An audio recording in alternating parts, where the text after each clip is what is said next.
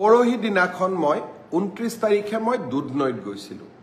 দুধনৈত এগৰাকী ছাত্ৰীয়ে মোৰ ওচৰত আহি ক'লে যে মামা উচ্চতৰ মাধ্যমিক দ্বিতীয় বৰ্ষৰ বাবে প্ৰস্তুতি হোৱাৰ সময়।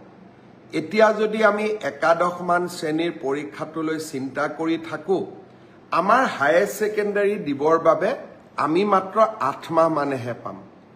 এই পৰীক্ষাটো নপতাকৈ থাকিব এই বছৰ নোৱাৰি নেকি? মই ভাবোঁ যে আমি সেবাই এই দিশটো বিবেচনা কৰিব লাগে। যিয়ে নহওক কিয় দুখন বা তিনিখন প্ৰশ্ন কাকত বাকী ৰৈ গৈছে আৰু পৰীক্ষাটো যদি এপ্ৰিলৰ শেষত বা মে'ত আমি অনুষ্ঠিত কৰোঁ, ল'ৰা ছোৱালীবিলাকো টেনশ্যনত থাকিব আৰু তেওঁলোকে দ্বাদশমান শ্ৰেণীৰ বাবে নিজক প্ৰস্তুতিও কৰিব নোৱাৰিব। মই ভাবোঁ যে একাদশৰ পৰা দ্বাদশ শ্ৰেণীৰ পৰীক্ষাটোত যিহেতু পাছ আৰু ফেইল নাই, সেইবাবে সেবাই এই বছৰ বাকী ৰৈ যোৱা প্ৰশ্ন কাকতখিনিৰ ওপৰত পৰীক্ষা নাপাতিলেও হ'ব।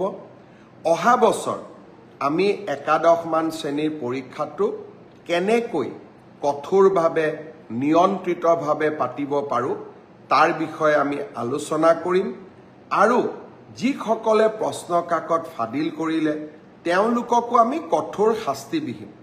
কিন্তু কোনোবা দুই এজন দুৰ্বৃত্তৰ বাবে গোটেই ছাত্ৰ ছাত্ৰী সমাজখন তেওঁলোকে টেনশ্যনত কিয় থাকিব লাগে? তাৰ যুক্তিও নাই। আনহাতে পঞ্চায়ত নিৰ্বাচন অনুষ্ঠিত হ'ব।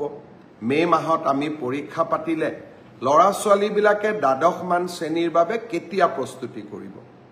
মই আমাৰ স্কুল এডুকেশ্যন বৰ্ডক অনুৰোধ কৰিম, শিক্ষা বিভাগক অনুৰোধ কৰিম বিষয়টো যাতে আকৌ এবাৰ বিবেচনা কৰে, ছাত্ৰ ছাত্ৰীসকলক টেনশ্যনৰ পৰা আমি যাতে মুক্ত কৰোঁ।